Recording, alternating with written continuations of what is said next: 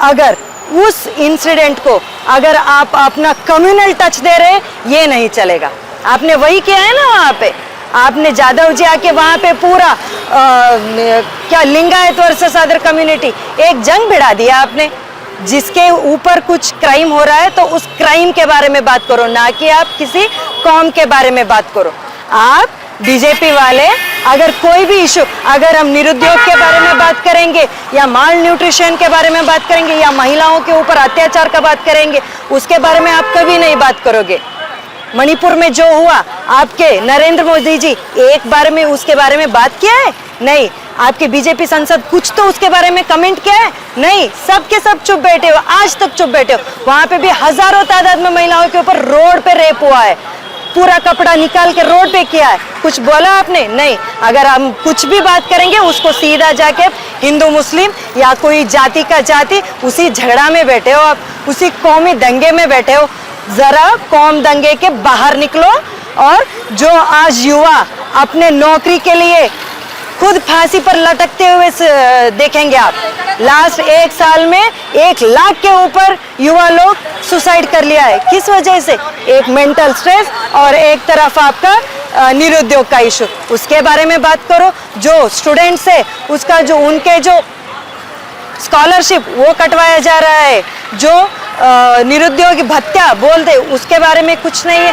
सिर्फ आपको बोलने का डंका हो रहा है, सिर्फ बातें बनाना सोच रहे हैं आप लोग, उसके हिसाब से काम नहीं हो रहा है। थोड़ा काम कर लो, तभी वोट मांगने के लिए थोड़ा इज्जत रहेगा।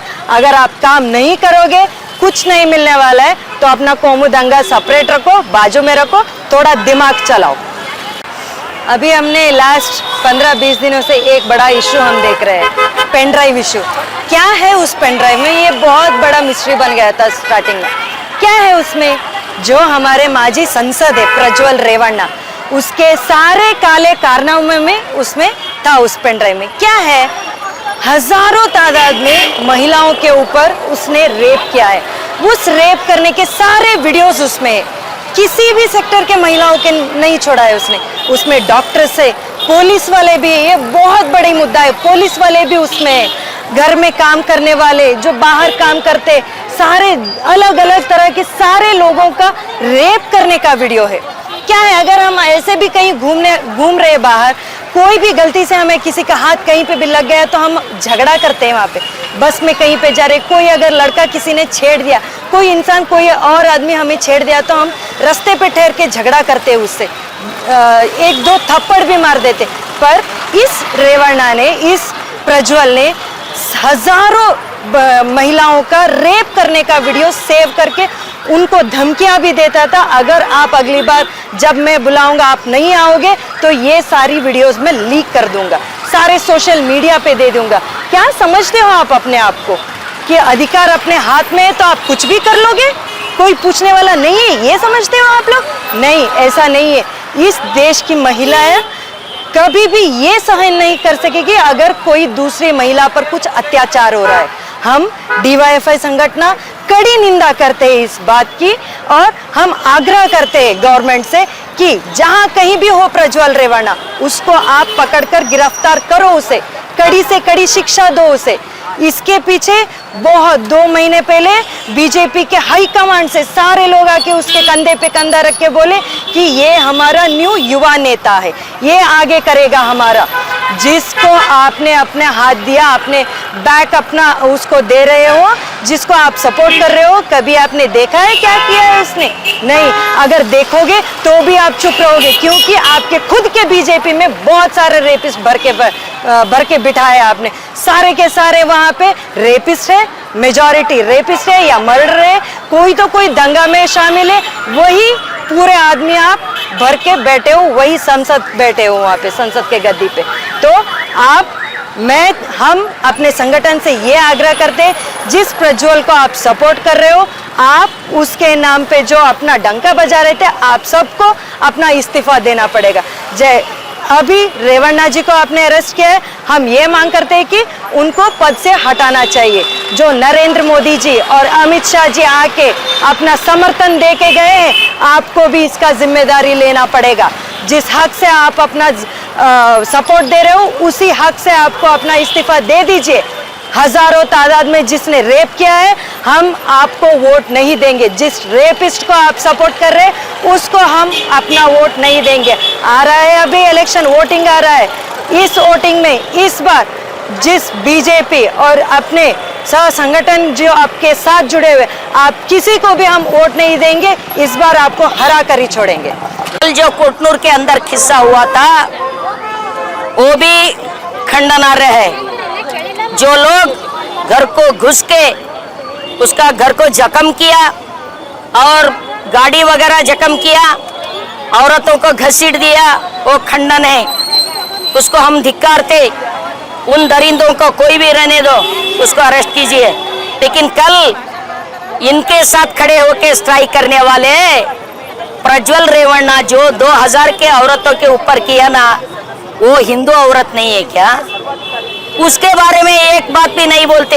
ये बीजेपी वाले, ये इलेक्शन के हमको ऐसा अनुमान होता है जो कोटनूर की घटना है जानबूझकर किए है, इलेक्शन के स्टंट के लिए किए है, ताकि वोट का डिवाइड करे, ताकि लोगों के अंदर जो गलत फहमियाँ है, गलत फहमियाँ निर्माण करने के लिए वोट, क्योंकि बीजेपी वालों को विश्वास आ गया कि बीजेपी गुलबर्गा में हारने वाले हैं। बीजेपी के लोगों के अंदर जाने के लिए मुंह नहीं है, कुछ काम नहीं किए उमेश यादव, जहां कहीं उसको धिक्कार रहे, लोग हकाल रहे, गालियां दे रहे।